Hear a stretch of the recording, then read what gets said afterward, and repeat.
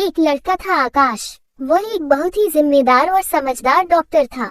उसी अस्पताल में उसकी गर्लफ्रेंड अनामिका भी डॉक्टर थी। दोनों एक दूसरे से बहुत प्यार करते थे और उनकी सगाई हो चुकी थी।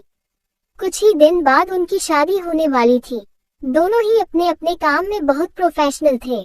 मरीजों के लिए दिन रात मेहनत करते थे और अक्सर औरती ऑपरेशन थिएटर में एक साथ काम करते थे। काम के बीच में मिलने का समय तो मुश्किल से ही मिल पाता था। एक रात की बात है, दोनों अस्पताल से देर रात घर लौट रहे थे। आकाश कार चला रहा था और अनामिका बगल वाली सीट पर बैठी थी। रास्ते में अचानक आकाश ने कहा, अनामिका, आज हम उस वाले रास्ते से न जाकर दूसरे रास्ते से चलें।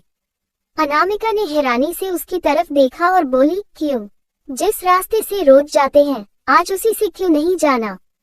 क्या हुआ? आकाश ने मुस्कुराते हुए उसकी तरफ देखा और बोला, अरे कुछ खास नहीं, बस आज मन कर रहा है तुम्हारे साथ थोड़ा ज्यादा समय बिताने का।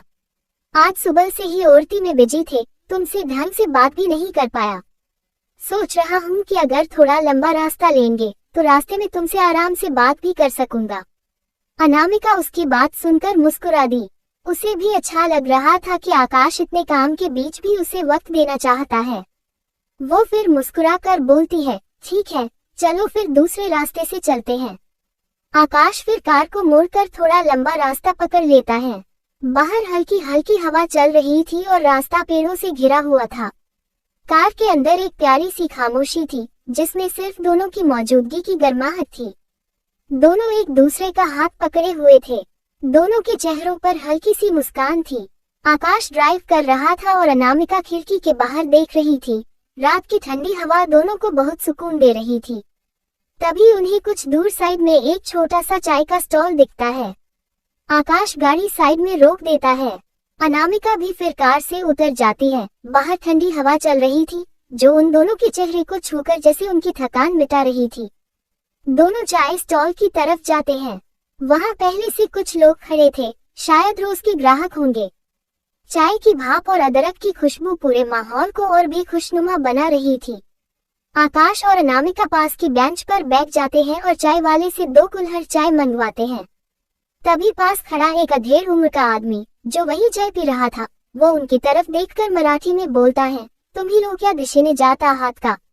मतलब क्या आप लोग इस रास्ते से जा रहे हैं?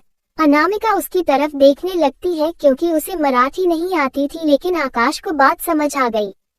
वो मुस्कुरा कर बोलता है, हो आम ही यार रस्त्याने जातोय, मतलब हाँ, हम लोग इसी रास्ते से जाने वाले हैं। वो बूढ़ा उसकी बात सुनकर परेशान होते हुए बोलता है, बेटा तुम लोग क्या सच में उस रास्ते से जाने का सोच रहे हो?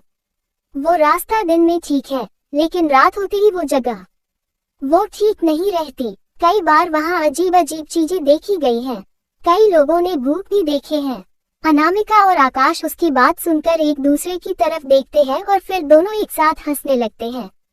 आकाश हंसते हुए बोलता है, अरे अंकल, हम लोग डॉक्टर हैं, हमने साइंस पढ़ा है, दिमाग से काम लेते हैं, ये सब भूत प्रेत की बातें हम पर असर नहीं डालती। अनामिका भी हंसकर बोलती है, हाँ अंकल जी, हम तो ऐसे रास्तों पर कई बार गए हैं। भूत वूत कुछ नहीं होता, डर सिर्फ सोच में होता है।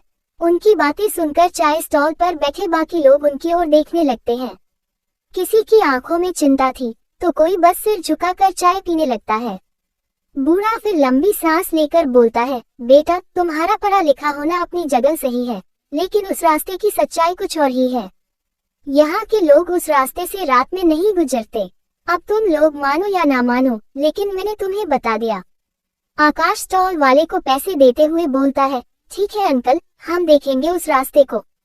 कौन भूत आता है, कौन डराता है? वैसे भी अगर कोई भूत मिला तो हम डॉक्टर हैं न, इलाज कर देंगे उसका। ये बोलकर वो अनामिका के साथ अपनी गाड़ी की तरफ बढ़ जाता है। दोनों गाड़ी में जाकर बैठ जाते हैं। आकाश फिर कार स्टार्ट करता है और दोनों वहां से निकल जाते हैं। अभी मुश्किल से 10 मिनट ही हुए थे उन्हें रास्ते में निकले हुए, तभी अचानक अनामिका की नजर सड़क के किनारे खड़े एक लड़के पर पड़ती है। उसने सफेद रंग का कुर्ता पायजामा पहन रखा था और उसकी उम्र कुछ 12 या 14 साल के आसपास लग रही थी। अनामिका उसे देखकर थोड़ी हैरान हो गई कि इतनी रात को सुनसान सड़क पर ये बच्चा क्या कर रहा है। उसने तुरंत आकाश से कहा, सुनो, गाड़ी साइड में लगाओ जरा। आकाश ने गाड़ी धीरे से उस लड़के के पास ले जाकर रोक दी। दोनों फिर लड़के को गौर से देखने लगते हैं। वो लड़का दिखने में अजीब सा लग रहा था। उसका चेहरा एकदम सपाट था।